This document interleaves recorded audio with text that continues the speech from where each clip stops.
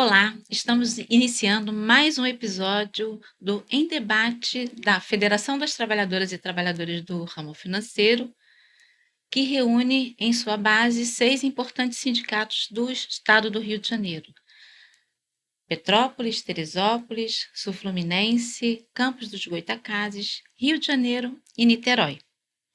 Eu sou Adriana Nalesso, presidenta da Federa RJ, e está comigo aqui uma convidada que para nós é muito especial, importante.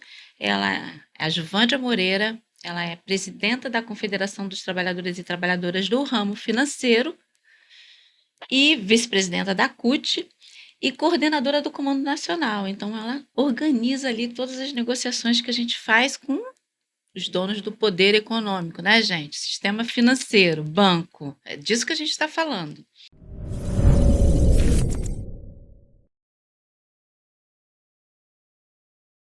Então, eu vou passar a palavra para a Juvândia para ela dar um oi e conversar um pouquinho com a gente sobre coisas que interessam a nossa vida da categoria, mas também a sociedade. Olá, Adriana, tudo bem com você? Olá, pessoal aqui dos bancários e bancárias do Rio de Janeiro, da Federa, todos os sindicatos aqui filiados à federação. Parabéns pelo trabalho de vocês. A Federa é sempre muito atuante, é muito importante. Aliás, vocês no Comando Nacional fazem a diferença e são muito importantes para a gente, para dar essa força que o movimento precisa para fazer uma campanha contra negociar com os bancos, fazer uma campanha para tirar dinheiro de banqueiro, imagina a dificuldade que é, né? Bom, mais uma vez, obrigada, Juvândia. A gente sabe que a agenda da Juvândia é super complicada e disputada, gente. Então, ela está aqui com a gente, para nós é um privilégio. Obrigada de verdade.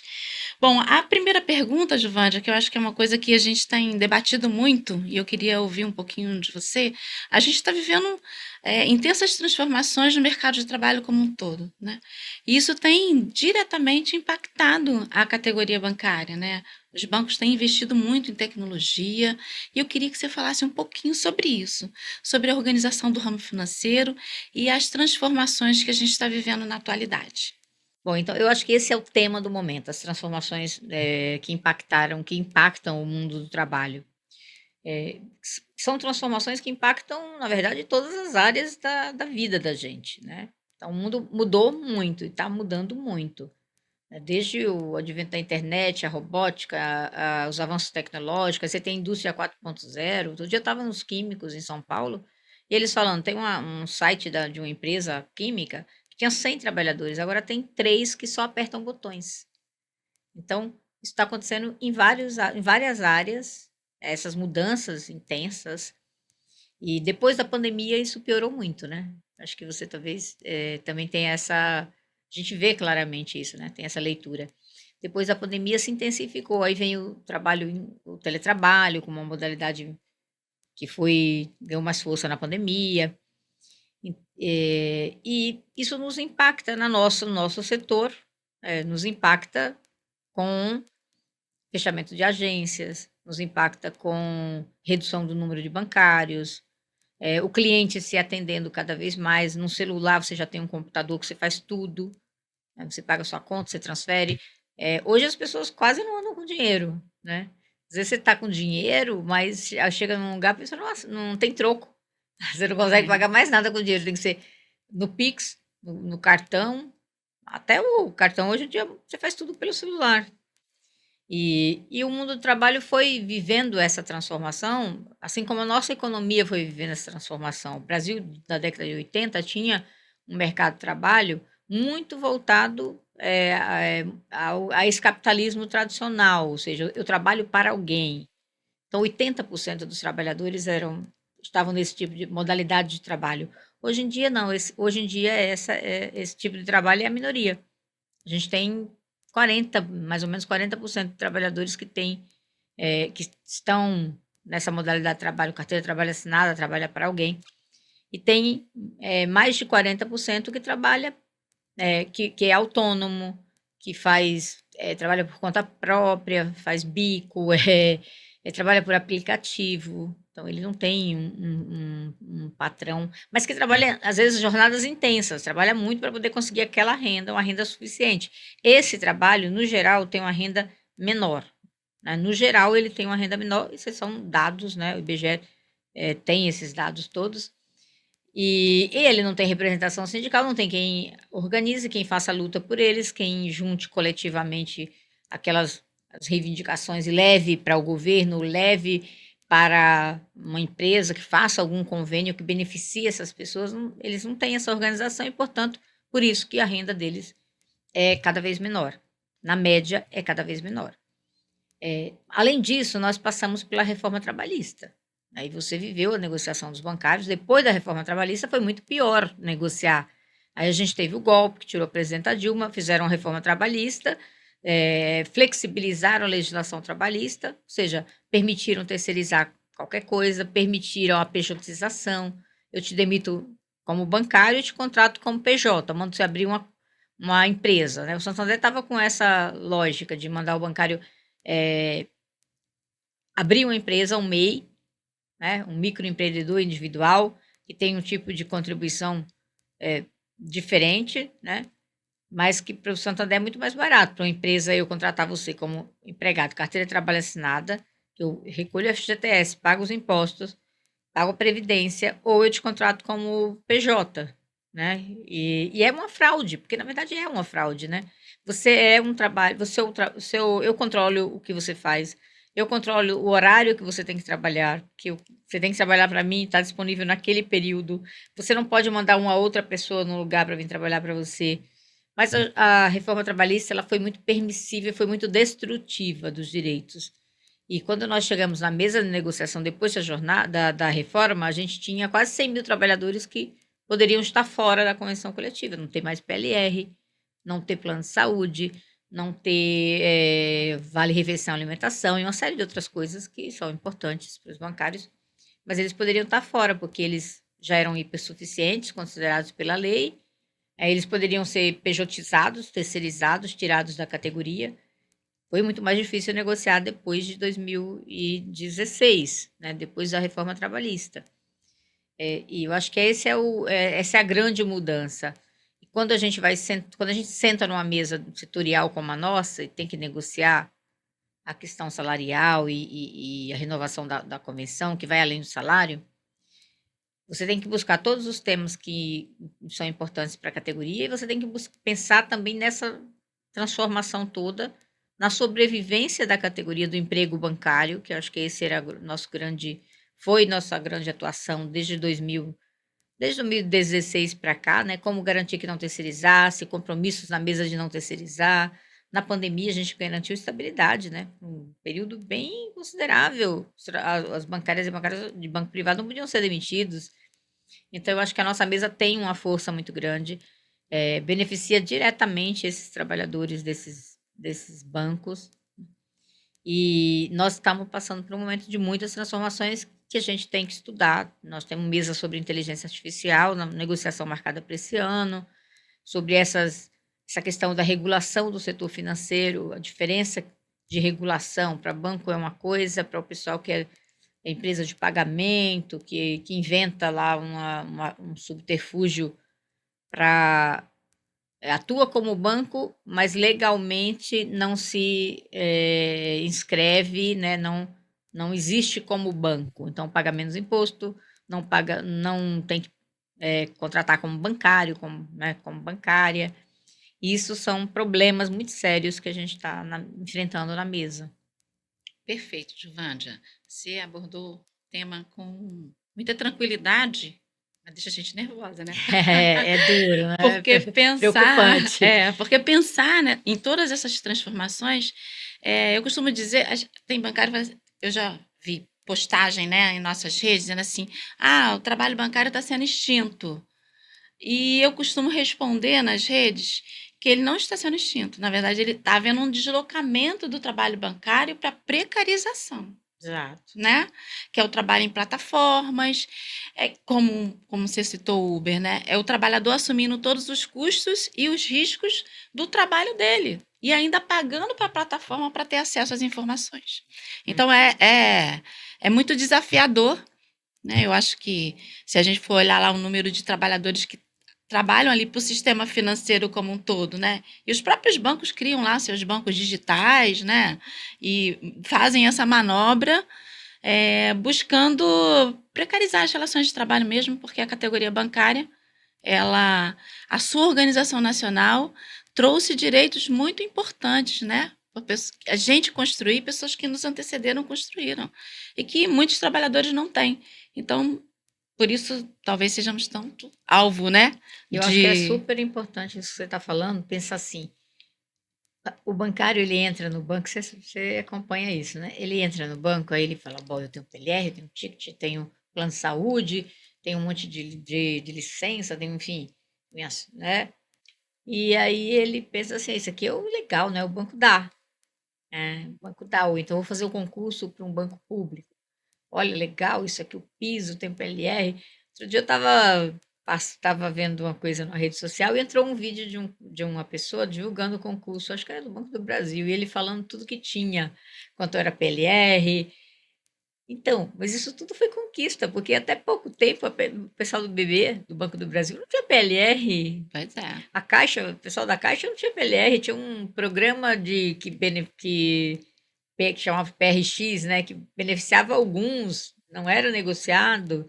Então, ali, olha, quando o primeiro governo do presidente Lula, que a gente consegue unificar a mesa, que nós conseguimos fazer com que o povo da Caixa e do Banco do Brasil passasse a ter os mesmos direitos que tinha na convenção coletiva. Pois é. Eles não tinham nem participação nos lucros e resultados que os bancos privados tinham desde 95, por uma negociação.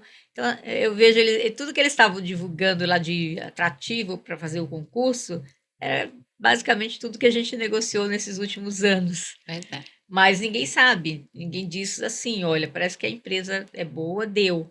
Não, foi muita luta, muita negociação. Está aqui as pessoas que fizeram essa negociação, está aqui, né? Você vai olhar a história a luta, a disputa, a organização para conquistar tudo isso, é fantástico. São bilhões que a gente coloca no bolso do bancário quando termina a negociação. Exatamente. Então, os bancos contam assim, o bancário fala assim, eu tive pouco, isso por cento de aumento, foi pouco, aumentou pouco, né? Mas o banco conta diferente, eu tenho 75 mil, eu multiplico isso, eu vou ter quanto de custo? Alguns bilhões.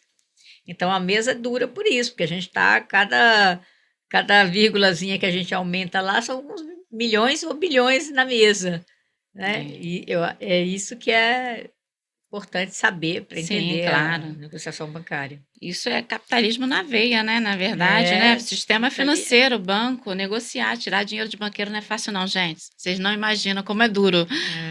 E engraçado que esses novos atores que surgem aí atuando no sistema financeiro vêm com nomes pomposos, né? São os personal bankers. É o bancário autônomo, nome bonito, pomposo, né? Mas ele não tem direitos, né? Ele assume todos os custos daquele trabalho, né? E os riscos também. Então, esse é um grande debate. E aí, falando sobre isso, eu queria te perguntar, o que a gente está fazendo? Queria que você falasse um pouquinho o que o movimento sindical bancário está fazendo para combater a precarização que hoje é crescente na categoria. Bom, então é isso. Você falou bem, o emprego bancário ele tem se deslocado, né? Diminui o emprego nos bancos e aumenta no setor financeiro, como um todo. Com o surgimento de novos players, né, de novas empresas que têm uma finalidade muito parecida, faz parte das coisas que os bancos fazem, só que pagam menos impostos que os bancos, não tem bancário trabalhando, a convenção coletiva deles, os direitos deles é bem menor, enfim, não estão organizados com essa força que a gente tem. E essa é uma grande realidade, é uma coisa que a gente vê, assim, a gente já teve mais de 1,5 milhão de trabalhadores no setor financeiro, e hoje a gente tem 440 mil bancários, mas tem mais de 1,5 milhão de trabalhadores no setor todo. O setor financeiro continua, só mudou de lugar o emprego. E eles se chamam de banco, se vendem como banco. O Nubank, por exemplo. Todo mundo pensa que é um banco, mas não é um banco, tem um bancário. E isso é, inclusive, uma ilegalidade, porque agora o Banco Central tomou a medida que fazer cumprir a lei, né? Na verdade, se você não é banco, você não pode utilizar o nome banco. Só pode utilizar o nome banco, porque senão você está enganando a sociedade. O banco tem uma série de regulação que é exigências, né, de capital, exigências eh, de, de compliance, de comportamento, de sigilo bancário, enfim, atitudes com o cliente. Ele tem uma série de regras e exigências que é típica do banco. Para quê? Para proteger a economia, para proteger a sociedade, porque o banco lida com o dinheiro dos outros, do seu João, da Dona Maria. Você vai lá no banco, deposita, abre sua conta, deposita, o banco pega aquele recurso, empresta. Normalmente, ele te paga com juro pequeno e empresta para o seu João, pega o dinheiro da Dona Maria com juro pequeno, paga ela com juro pequeno e empresta para o seu João com juro altíssimo. Então, aí que ele ganha, e muito, né? Nas tarifas, nos juros, né? Enfim. Ou pega o dinheiro da Dona Maria, e aplica em títulos públicos e ganha com a Selic super alta, ganha um monte, né? Que também é outro problema, porque a função de banco é pegar o dinheiro da Dona Maria, do seu João, e emprestar para a sociedade, mas com uma margem de juros que seja razoável e não absurda. Porque aí você acaba tirando da sociedade para os bancos. É o contrário, né, de distribuir renda, é concentrar ainda mais renda. Então, esses players que surgem, que se colocam o nome de banco, como o Nubank, mas que não são banco, não estão na regulação, não tem o fundo garantidor, não tem a mesma exigência de capital, a mesma proteção para o dinheiro das pessoas que botaram o seu dinheiro lá. Esses estão enganando a sociedade quando usam o nome banco. Então, eles não poderiam usar. O Banco Central está dizendo o seguinte: tem 20 bancos, tem 20 empresas que estão usando o nome de banco e não são banco, elas não podem usar. Tá certo, ele já tinha que ter feito isso antes, porque isso é um risco para os clientes, é um risco para a sociedade, é um risco para os trabalhadores também, porque os trabalhadores dessas empresas não têm a PLR que tem os bancários, não tem o plano de saúde, não tem a mesma proteção que tem os bancários, não tem sindicato forte organizado, enfim. Então, isso é um grande problema para a sociedade de maneira geral, porque se eles quebrarem o dinheiro dessas pessoas, se um banco tem um problema financeiro, o Banco Central já está acompanhando. Se ele quebra, tem um fundo garantidor, né? Se uma empresa dessas quebra, você perdeu seu dinheiro. Você vai ter que ir na justiça tentar, mas, Perfeito. enfim. Esse é um debate de sociedade, sabe? Porque quando a gente debate esses temas, a gente não olha só para a categoria, né? Pela perda do emprego, a gente olha para a sociedade, porque a gente não vive numa ilha, não é? A gente vive numa sociedade, então é papel também do movimento sindical proteger as pessoas, né? E isso é muito importante. Isso que você fala é muito importante, porque, de fato, né? São bancos que, quando você vai lá pesquisar, o CNPJ é uma instituição de pagamento. Não é banco, mas a pessoa vai lá, abre a conta pelo aplicativo, tem Eu até abri aumento no de banco fraude, tal. como acredita que é banco. Então é uma fraude que eles estão fazendo. Está correto. E eu acho que a gente tem ampliado esse debate, inclusive, né, com possibilidade de a gente fazer audiências públicas para discutir com a sociedade justamente qual é o papel do sistema financeiro e qual é o sistema financeiro que a gente quer.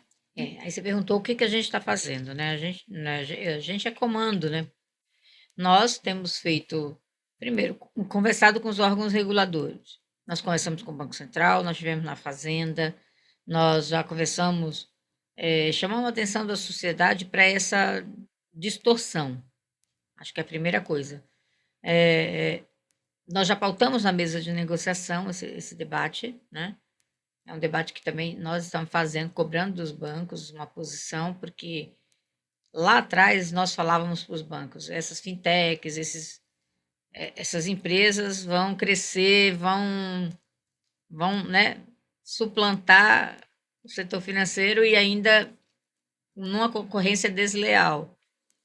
E os bancos falavam: não, se crescer a gente compra, a gente regula. E agora cresceu tanto que eles nem conseguem comprar nem regular, né? Mas o que eles estão fazendo? A gente vê o Santander.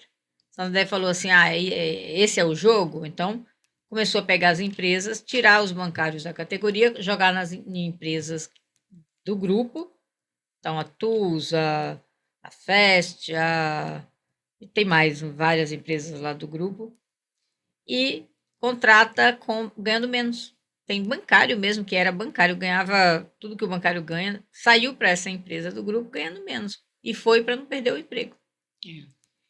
E tem outros que foram demitidos e ele contratou, o banco contratou direto da sociedade, e esse trabalhador ele veio feliz, porque ele estava desempregado. Aí passou a ir trabalhar numa empresa do Grupo Santander, só que ele ganha menos do que ele deveria ganhar, porque ele tem direito a ganhar bem mais.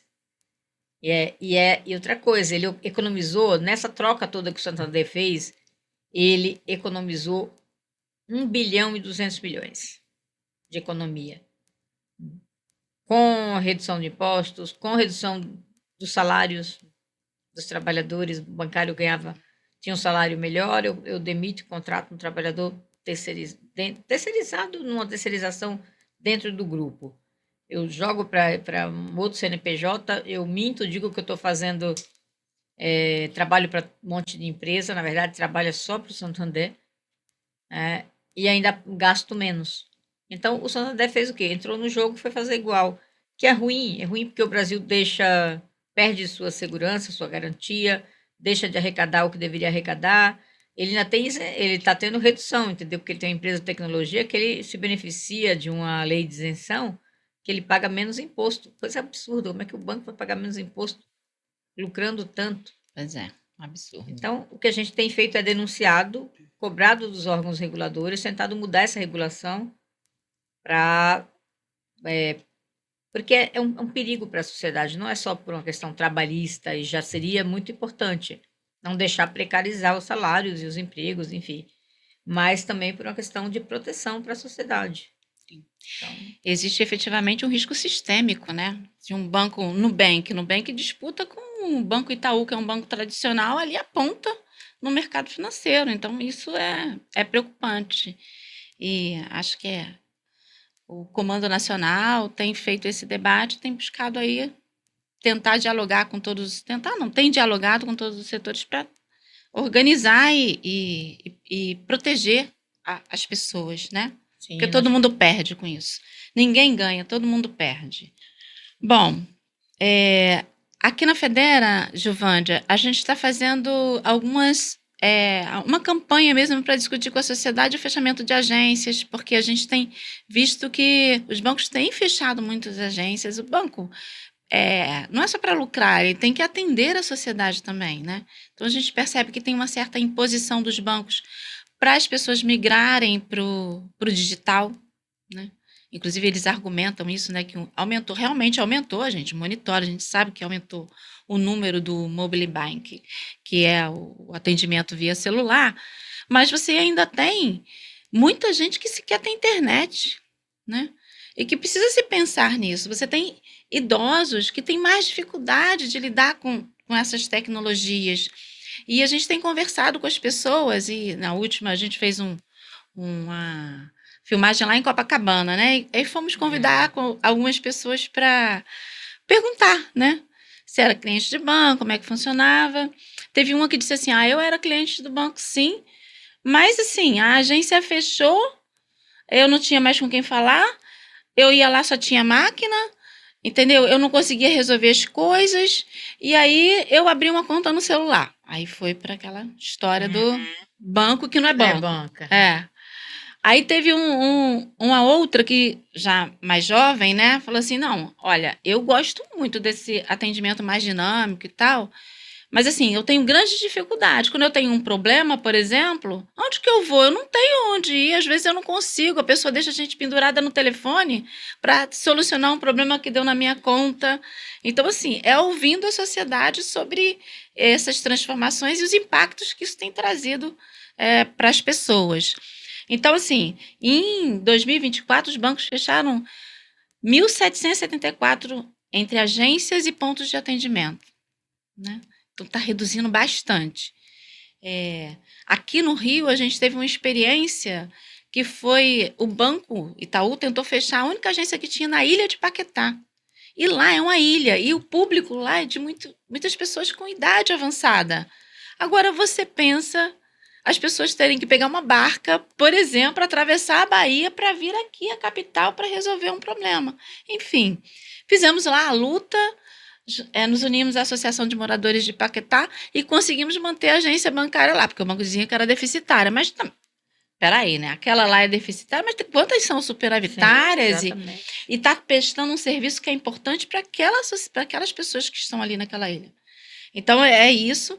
Além desses fechamentos de agência, tem a migração de clientes para as unidades que ficam e aumento de sobrecarga e pressão para a categoria bancária, que gera aí o adoecimento. Queria que você comentasse um pouquinho sobre isso. Eu acho que essa é uma coisa que precisa ser melhor regulada, inclusive no Brasil. O que você faz no digital? O que você faz? Como que tem que ser? Se você tem o digital, como você tem que se comportar como empresa, como banco? Porque, por exemplo, uma das coisas que acontece muito, isso que o cliente falou para você, olha, eu gosto, mas quando eu tenho um problema, eu não encontro ninguém que me dê uma resposta e aí eu venho a dificuldade. Por exemplo, quando o Nubank atingiu 100 milhões de clientes, que era mais ou menos 70 milhões ativos, os 8 mil funcionários não davam conta.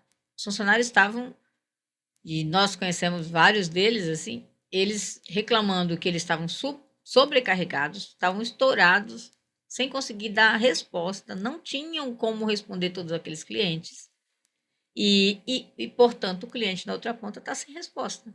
Quando tem problema, está sem resposta, né? Quando passa por uma fraude, porque naquele ranking do Banco Central das fraudes, esses bancos que não são bancos são os que estão no topo das fraudes, né?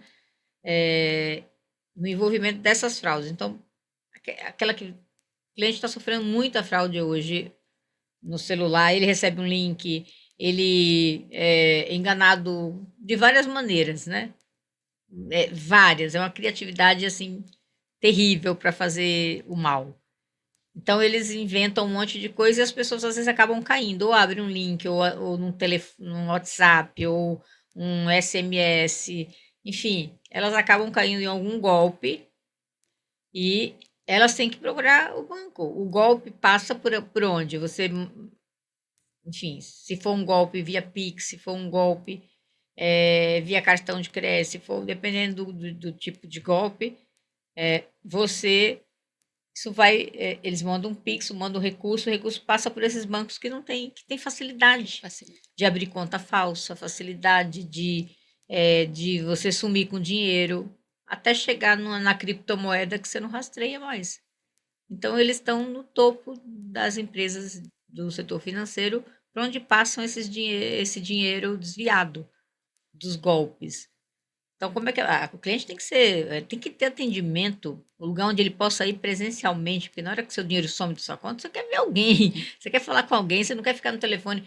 Digite um, se for para não sei o que, digite dois, para não sei o que lá, digite três, digite quatro, digite cinco, digite nove, e nunca que você chega na pessoa para quem você quer falar.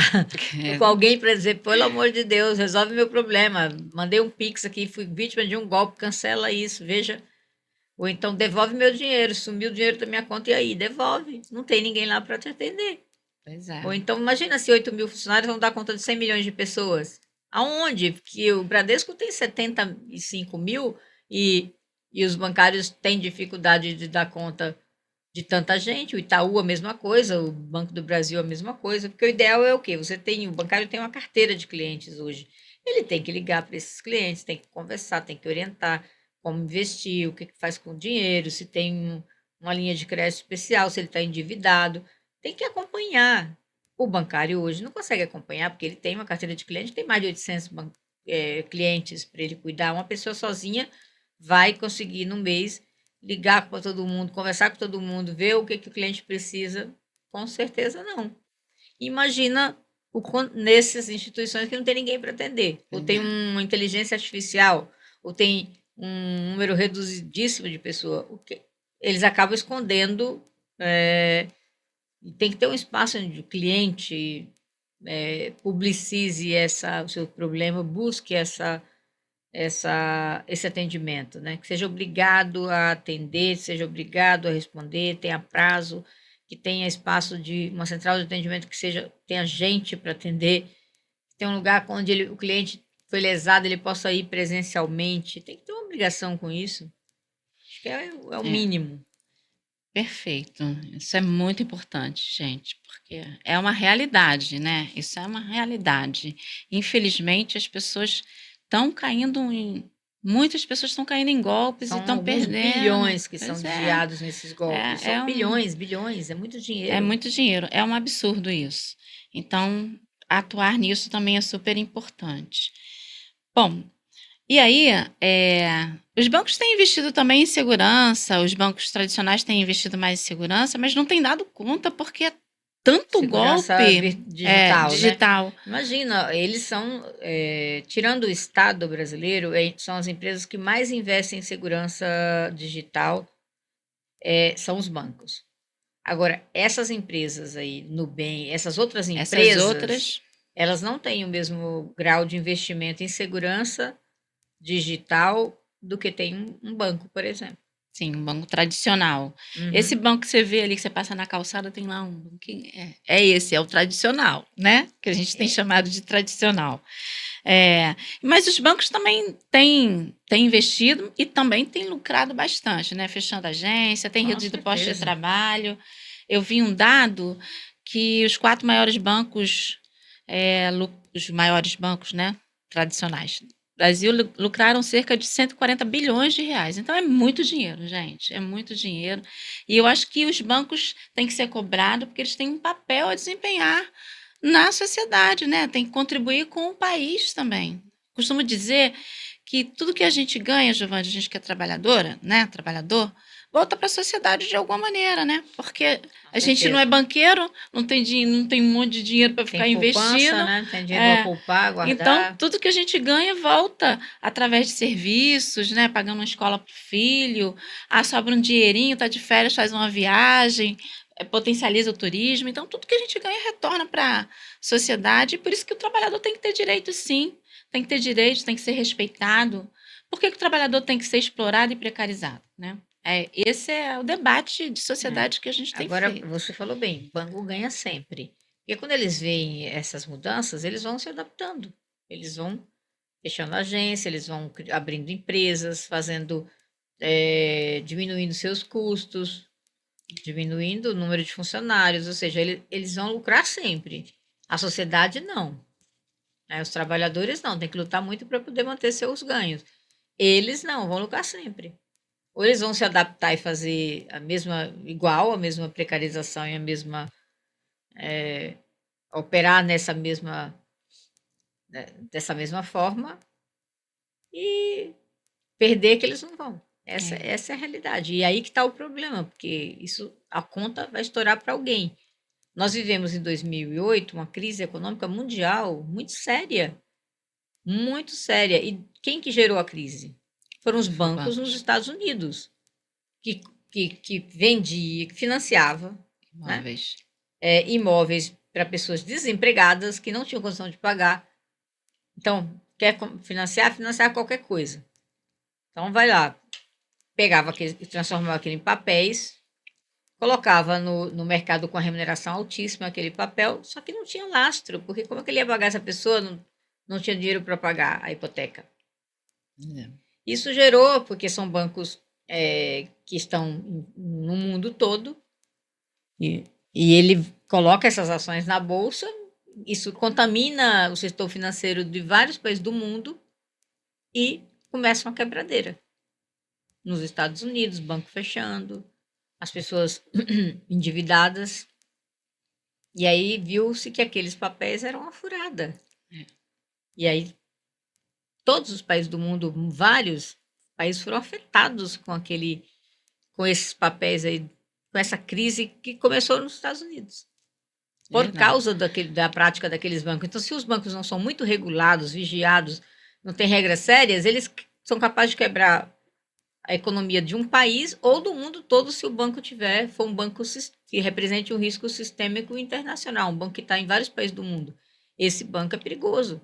Ele tem que seguir regras sérias. E aqui no Brasil a crise só não foi pior, primeiro que lembra que era o presidente Lula ainda estava no segundo governo do presidente Lula. Ele falava que era uma marola, e ele foi segurando, né, a credibilidade, e os bancos nossos têm uma regulação, uma exigência de capital, mesmo que seja um banco dos Estados Unidos, para você operar no Brasil, você tem que ter um capital aqui. Então, essa exigência, essa regulação foi o que protegeu a economia nossa, segurou ainda, impediu que a gente aprofundasse ainda mais nessa crise. Mas a gente é impactado pela economia do mundo. Não tem Isso como. só. Um país que é muito aberto, né? A gente é muito impactado. Então, só para entender como é importante, como é perigoso não regular. Não saber o que os bancos estão vendendo, que banco é aquele, se ele está seguindo a regra, se ele tem um fundo garantidor. Para que foi criado um fundo garantidor? É com dinheiro que os bancos arrecadam da sociedade, né, dos depósitos. A partir dali é que se tem um fundo que vai garantir. Se tiver problemas, o cliente vai receber. Sim. Né? Pelo menos uma parte do seu recurso ele vai receber. Nessas empresas não tem fundo garantidor, não tem regra. Então é um risco grande, tem que ser regulado. Bom, gente, a gente já está caminhando para o final do nosso debate, mas antes da gente encerrar, a gente está no mês das mulheres, né? Verdade. Então, queria que você falasse um pouquinho, Juvândia, sobre a situação das mulheres na categoria, né? Porque a gente sabe que a gente está com dificuldades, né? Tem as áreas que têm crescido, a área de TI, por exemplo, em sua maioria os postos de trabalho são ocupados por homens, e a gente conseguiu avançar em algumas questões ali na nossa convenção coletiva. Eu queria que você falasse um pouquinho sobre isso. Muito bem. Eu acho que essa é uma luta bem antiga da mesa de negociação nossa, né? Em 2000 a gente criou uma mesa de igualdade de oportunidades e para tratar exatamente isso, como é que nós atuamos para que as bancárias e os bancários tenham a mesma condição de igualdade para concorrer, para ascender na carreira, para acessar o banco, né, primeiro acessar o emprego bancário, depois dentro do emprego bancário para não ser discriminado, para acessar as carreiras, enfim, promover a igualdade, é isso que é a nossa luta. Porque o Brasil e o mundo é desigual no que diz respeito às mulheres, né? As mulheres na categoria e no mercado de trabalho brasileiro também, elas ganham 22% menos que os homens. Então, elas estão nos cargos de menores salários, mas mesmo nas mesmas funções ali, gerente de conta, de atendimento, disso, daquilo, então você vai ver a bancária, ela ganha menos. Né? A mulher ganha menos, ela vem às vezes do mercado de trabalho já numa situação de desigualdade, e isso se repete dentro do banco, né? E ela ganha menos. Então, eu acho que esse é um ponto de problema, assim, é a diferença salarial. O presidente Lula editou uma lei, né, em março, né, de 2023, acho que foi, né, a lei da igualdade salarial começou a valer, e essa é uma luta para a gente acompanhar o relatório da igualdade salarial. A gente já vinha acompanhando a partir dos balanços dos bancos, já cobrava a igualdade salarial, igualdade de ascensão na carreira, porque no topo da pirâmide, mesmo nos bancos públicos, a maioria sempre foi de homens, muito assim, esmagadora. A gente começou a mudar isso, agora com o governo do presidente Lula mudou um pouco mais ainda, mas sempre foi assim, eles estiveram na maioria. E o que a gente quer promover não é o eles contra elas, é a igualdade. Não, você não pode ser discriminado por ser mulher, você não pode ser discriminado porque você é uma pessoa trans. Não pode haver discriminação, tem que ter respeito, igualdade de condições, né, equidade para você ascender. E no caso do acesso ao emprego, a gente é quase metade da categoria, mas como o setor que mais cresce é a área de tecnologia, e essa área é 70% de homens, as universidades, nos cursos, né, de TI, você vai encontrar mais homens, poucas mulheres. Então, esse é um problema também social, que a gente precisa estimular mais a presença de mulheres nessas áreas.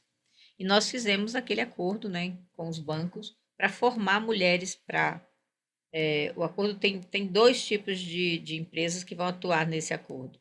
Um é a chamada Programaria, que vai formar 3.000 mulheres em tecnologia, mas não é um curso aprofundado. É um curso básico. Às vezes a pessoa tem um negócio, tem um salão de beleza, presta um serviço, ela trabalha por conta própria, mas ela não sabe fazer um site, ela não sabe lidar com né, com a programação para divulgar seu negócio, seu serviço, enfim.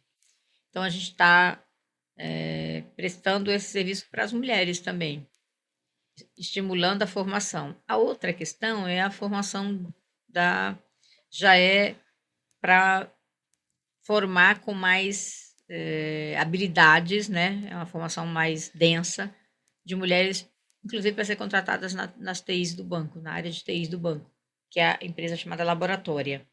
São, são duas empresas que têm um trabalho muito bacana de formação de mulheres e nós estamos bem felizes com o resultado da negociação. Esperamos que as mulheres, né, usem, se utilizem, aproveitem essa formação, melhorem seu currículo, e consigam com isso disputar vagas, porque acho que toda a sociedade tem que se juntar, o governo tem que fazer sua parte, o movimento sindical tem que fazer sua parte, os empregadores têm que fazer sua parte, e a mesa de negociação é um espaço importante para a gente cobrar, mostrar o que está acontecendo, a desigualdade e cobrar políticas concretas para promover a igualdade.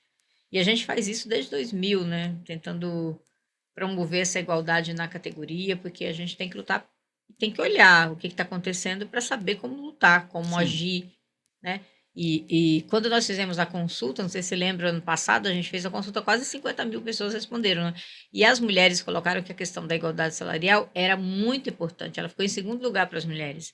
Ou seja, tem diferenças, tem discriminação e a gente tem que lutar para acabar. Acho que essa É é isso. aproveitar o mês de março para fazer essas lutas que a gente precisa fazer, né? Porque foi na luta que a gente conseguiu o direito a voto. 1932 nós conquistamos o direito a voto. A gente não podia votar. Olha que absurdo. Não, você não pode votar que você é mulher. Hum. Entendeu? Você não pode ir para a universidade que você é mulher. Você tinha só os muito ricos, quando os pais permitiam, que iam fazer, às vezes, uma faculdade na Europa, mas a população mesmo não fazia, né? Você não Hum. pode casar, você não pode escolher seu marido, quem escolhe é seu pai. Ou seja, eram coisas tão absurdas e foi a luta, o movimento que foi mudando. As mulheres foram se organizando, falando: deixa, basta, chega, quero votar, quero ser votada, quero ser eleita, quero emprego, quero ir trabalhar, sabe? E quero a mesma condição de respeito, né? Quero ter o direito de existir. Acho Uhum. que essa é a questão. E ter as mesmas condições de respeito na sociedade, para que a gente viva num lugar melhor, num país melhor, numa sociedade melhor, justa. Acho que é isso que está em questão. Bom, acho que a categoria bancária sempre se inova muito no processo negocial e traz os debates da sociedade para discussão em mesa de negociação, com o objetivo, porque isso é muito legal, né? Você ter aí 3.000 vagas que vão para a comunidade para ajudar, né? Isso é pensar na sociedade, é ter o olhar para a sociedade. Não é pensar só em si, porque hoje em dia a gente vive um egocentrismo e um egoísmo grande de parte da sociedade Sim. que não quer olhar para o outro e que se acha superior. Então a gente está aqui para dizer que não é assim que funciona, não, e que tem luta e que tem mulheres de garra que vão travar as suas lutas e vão conquistar cada vez mais. Eu acredito muito nisso, Givândia.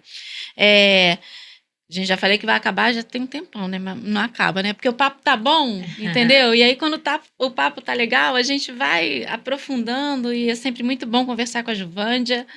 É, Juvândia, em fevereiro, pensando também na organização sindical, você fez uma reunião, né, junto com o Comando Nacional em Brasília, com o ministro do Trabalho, para tratar da autorregulação. O que é isso, Juvândia? Explica pra gente. Bom, o que acontece? Quem tem o direito? A gente sempre defendeu isso na CUT, que o trabalhador tem que definir como é que tem que ser sua organização. A gente sempre lutou por liberdade sindical, que é onde o trabalhador decide. Ele tem direito de ir numa assembleia e definir a sua organização, ou a sua luta, como vai ser. E não é só a direção sindical que define, quem define são os trabalhadores na base, nas assembleias, que a direção que define sozinha, sem consultar, ela acaba se distanciando da vontade do trabalhador. Então, por pensar assim, nós fomos conversando e organizando a nossa luta, tanto que não tem na legislação uma mesa nacional de, de negociação setorial. A legislação brasileira sindical, ela estimula muito um sindicato, uma empresa. Na verdade, estimula muito um sindicato negocia para um município só. Ela não amplia, não incentiva a unidade e a ampliação das lutas. Nós, da categoria do setor bancário, nós fizemos isso fora da lei, né? A revelia da lei, na verdade, né? Não é ilegal, mas foi a revelia da lei. Ou seja, nós somos no diálogo, na conversa, buscando os sindicatos em todo o Brasil, se juntando, criando um comando nacional. Os sindicatos são representados nesse comando, são mais de 200 sindicatos, mas tem 37 pessoas no comando, né? Que é as federações e os sindicatos de capital e os sindicatos que têm mais, que têm um número de trabalhadores, 10 sindicatos que têm até um número superior ao número de trabalhadores. Que aí você contempla os maiores sindicatos e toda a região do Brasil, cada estado desse país. Então é muito plural. Cada um vem, olha, aqui em Rondônia, minha preocupação é essa. Aqui eu tenho tantas agências, aqui são desses bancos, aqui, enfim, tem cooperativa, aqui tem. Então, cada muda a realidade, o olhar, a leitura. Embora a gente fala que o bancário pensa parecido no Brasil todo, né? Aliás, no mundo todo. Quando a gente vai conversar com os argentinos, fala assim, é isso mesmo, o bancário pensa parecido, porque trabalha todo mundo no setor financeiro e, é, e essa diversidade, né, eu acho que é a nossa riqueza. E a unidade é nosso maior bem. Ah, é obrigado a ir para o comando? Ninguém é obrigado a ir para o comando, né? Você sabe, o comando é voluntário, ele não tem CNPJ, ele nem é. Ele existe politicamente, não juridicamente. Mas a gente faz um grande acordo. E aí, no acordo, nós fomos regulando quantos dirigentes pode ter num sindicato que tem um determinado tamanho de bancários na base. Porque a lei diz assim, são 7 dirigentes e 7 efetivos, 7 suplentes, tem estabilidade. Ué, mas você tem um sindicato como o Rio que é grande, não pode ter só 7. Como é que você vai dar conta de visitar tantas agências, tantos locais? Aqui na Federa, no estado, como é que você visita tantos sindicatos, tantos municípios, se você não tiver gente para organizar a ação sindical? Né? A gente faz uma consulta com quase 50 mil pessoas. Como é que você vai organizar se você não tiver gente organizando? Né? Como é que você vai montar um departamento jurídico, a formação, enfim, a área de saúde, que atenda, que oriente os trabalhadores, se você não tiver dirigente para coordenar, atender, cuidar desse atendimento, visitar, saber o que está acontecendo? Né? Por isso que é necessário, é importante para que a gente tenha uma boa convenção coletiva nacional, que a gente tenha também uma organização sindical forte.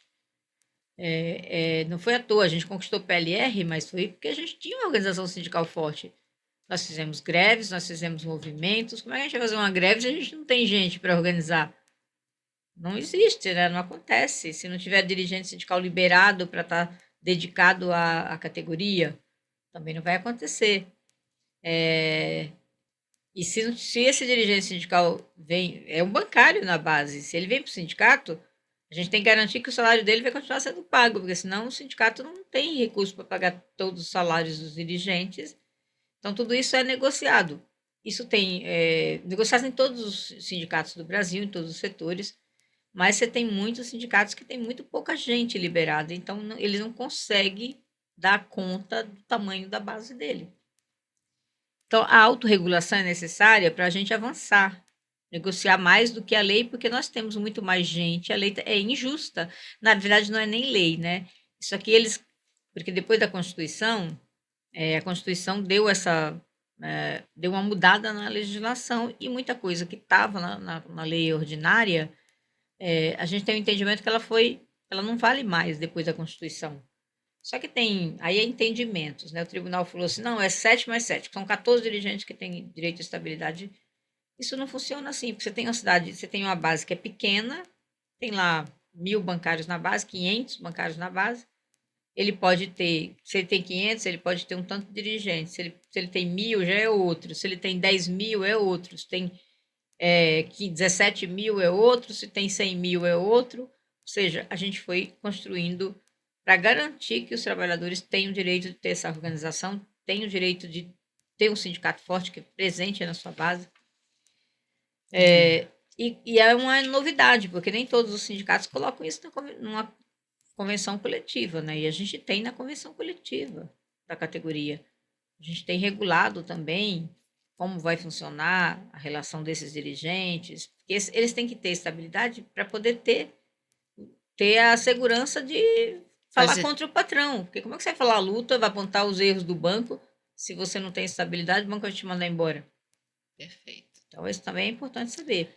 Eu acho que foi um avanço e nós fomos ao compartilhar esse sistema com o Ministro do Trabalho, porque tem uma série de coisas na legislação sindical que você tem que registrar no Ministério do Trabalho. A gente faz uma convenção coletiva, tem que registrar no sistema mediador do Ministério do Trabalho. E o sistema mediador ele não está preparado para uma negociação nacional. Às vezes ele acha o seguinte: um sindicato daquele município, mais uma empresa ou um conjunto de empresas. Você faz um acordo. Não, a gente não. É um monte de sindicato no Brasil todo, com 160 bancos, né? E comissões que assinam esse acordo, representações, né? Sindicatos ali, a federação, os sindicatos assinam aquele acordo por procuração. Então, quando você chega para registrar um acordo desse, o sistema não está preparado para isso. Ah, não, mas eu tenho que ter as assembleias de todo o Brasil, eu tenho que fazer uma assembleia dos sindicatos. Eu falei, não existe assembleia de sindicato, assembleia de trabalhador. Então, a gente tinha que conversar para falar de uma experiência de negociação coletiva que é super rica, porque 85% das nossas cláusulas são acima da lei. Ou seja, a maioria das nossas cláusulas garantem direito para os bancários, como, por exemplo, a PLR. A lei não obriga a pagar PLR.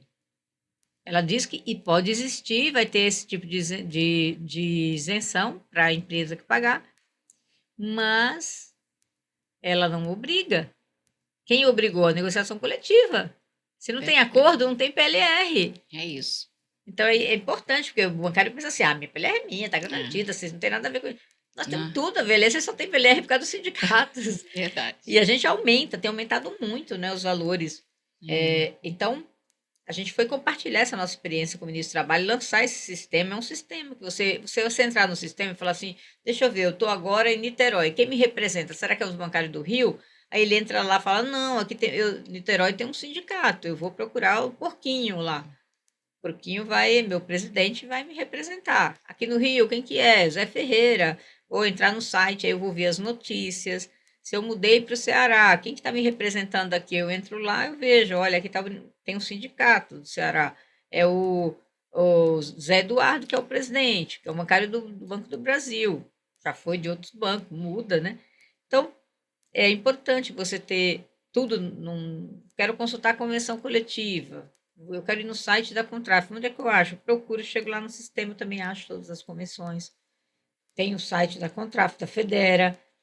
Então, era uma ideia de que tudo que a gente negocie, ele fique nesse site e as pessoas possam acessar.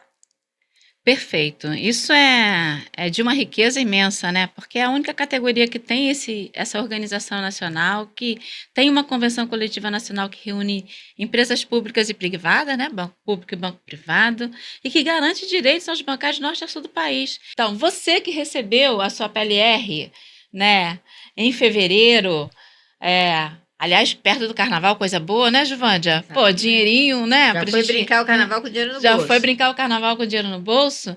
Isso não é benécia de nenhum banco. Isso foi fruto e conquista da luta da categoria bancária. E eu quero também falar com você, porque o sindicato, quem constrói o sindicato não é só a direção dos sindicatos. Né? Os sindicatos são os trabalhadores. São todos, né? Os trabalhadores.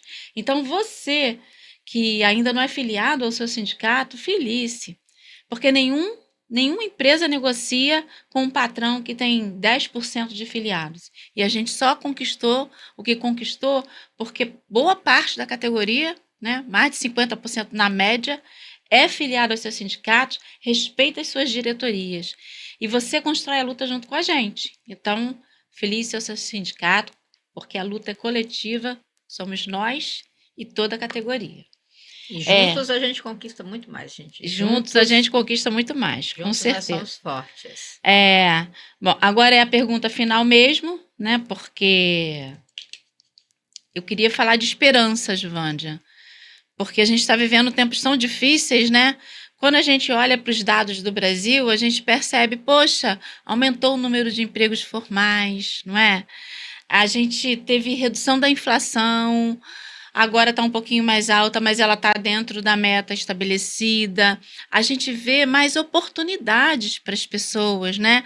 Mais diálogo, por exemplo, né? Você foi até o Ministério do Trabalho para conversar sobre um tema que era de muita importância, que é a autonomia do movimento sindical, né? Porque sem interferência de governo, de patrão, de ninguém.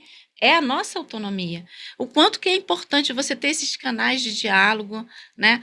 Falar e tratar dos temas que dizem respeito à sociedade, como a regulamentação de empresas que se vendem como um banco, mas não têm a obrigatoriedade que um banco tradicional tem para proteger a sociedade, para proteger os empregos, para trazer mais recurso para o governo também, porque pagam menos impostos, para que o governo tenha mais condições de atender às demandas da sociedade. Mas a gente vê tanta coisa acontecendo, né?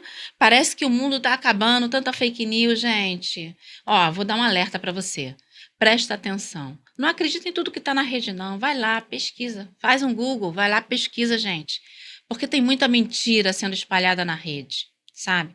E tudo isso é um processo de discriminação mesmo, sabe? Porque trabalhador não pode virar presidente. Trabalhador não pode ser candidato.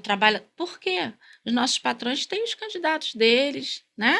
Constroem. Certeza. Então, assim, esse é um debate de sociedade. E tudo que eles querem é isso mesmo, né? É nos isolar. Então, eu queria que você falasse sobre isso e aí você já faz as suas considerações finais, sobre esperançar, né? Porque é disso que a gente fala. A gente acredita muito nesse país, porque ele é rico, maravilhoso, tem gente muito bonita e muito comprometida com o país, com a sociedade. Muito bem, é importante falar de esperança, né? De esperança e de esperançar, que não é esperar parado, é fazendo a nossa parte. Mas é verdade, é importante lembrar, veja, em todos os sentidos o Brasil melhorou. Né? Melhorou. Veja, no governo Bolsonaro, todos os acordos coletivos dos trabalhadores, não é só dos bancários, dos trabalhadores, todos, a maioria não conseguia nem repor a inflação. Não.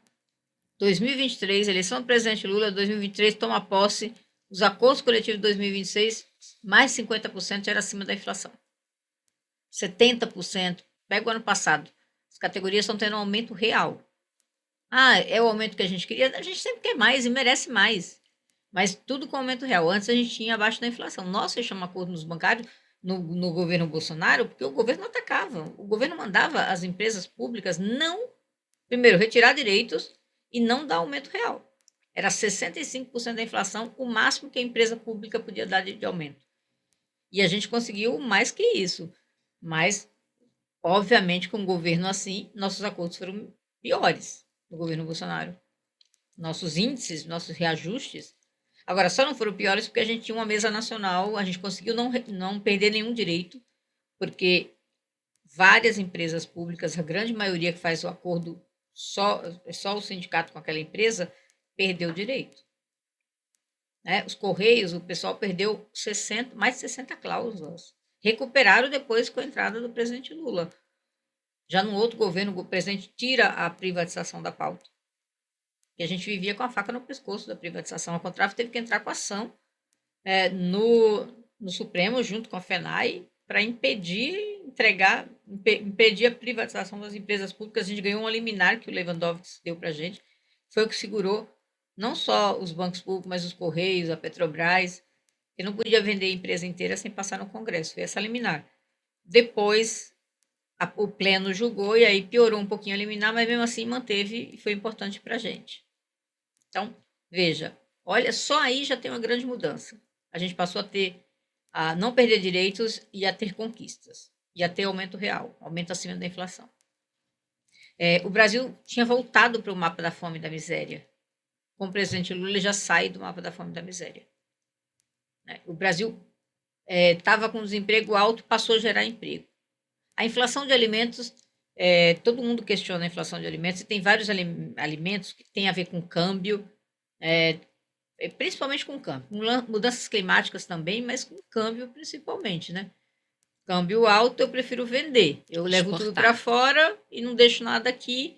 A demanda aumenta, porque a renda melhorou, o emprego melhorou, a demanda aumenta, e aí eu, em vez de produzir mais, vendo o que tenho com preço muito mais caro.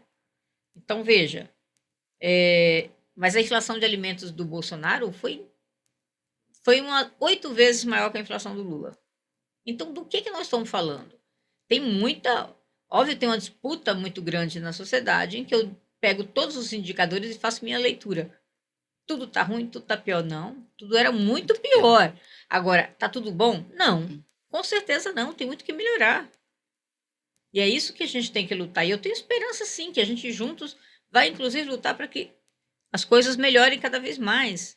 A gente tem, por exemplo, uma reivindicação que é a tributação mais justa, que é você isentar, por exemplo, isentar quem ganha até 5 mil reais de salário, isentar de imposto de renda. Poxa, vai ser fantástico, porque como você falou, eu pego o meu salário e eu vou gastar, eu não vou poupar, mandar para as Ilhas Caimãs. Que dinheiro que eu tenho para mandar em Ilha Caimã? Não, eu vou gastar, eu vou pagar minhas contas, você entendeu? Sobrar um dinheirinho, aí você vai se arrumar, vai comprar uma roupinha, vai fazer cabelo, vai fazer a unha, vai para academia. Quando a coisa aperta, você tira, você tira aí o que dá para tirar, enfim, que é essencial. Mas é assim que o trabalhador vive, né? Se sobra um dinheirinho, vai fazer um churrasquinho no final de semana, cervejinha ou sei lá o quê, né? Mas, enfim. Então, aumentar a isenção para o trabalhador, a gente tem a reivindicação de isentar também a PLR. Ampliar. Nós conquistamos com o governo da presidenta Dilma a isenção da PLR até um determinado valor, que agora foi para 7.700 reais, mais ou menos. Você é isento. Acima disso, você vai pagar imposto. A gente quer ampliar esse valor, ampliar essa isenção. Isso é uma reivindicação que a gente já levou ao presidente Lula, que a gente já levou ao ministro Haddad, que nós estamos querendo fazer uma audiência com o ministro Haddad para conversar também sobre esse desejo da categoria bancária, que é justa, não é só dos bancários, todo mundo que recebe PLR, todo trabalhador metalúrgico, bancário, químico, petroleiro, enfim, o pessoal dos Correios, todo mundo que recebe, é justo que tenha isenção. Os dividendos têm isenção, eles têm que começar a pagar para que a gente possa ter isenção para o trabalhador. Então, os bilionários, os caras, eles pagam pouco imposto, eles têm que pagar mais.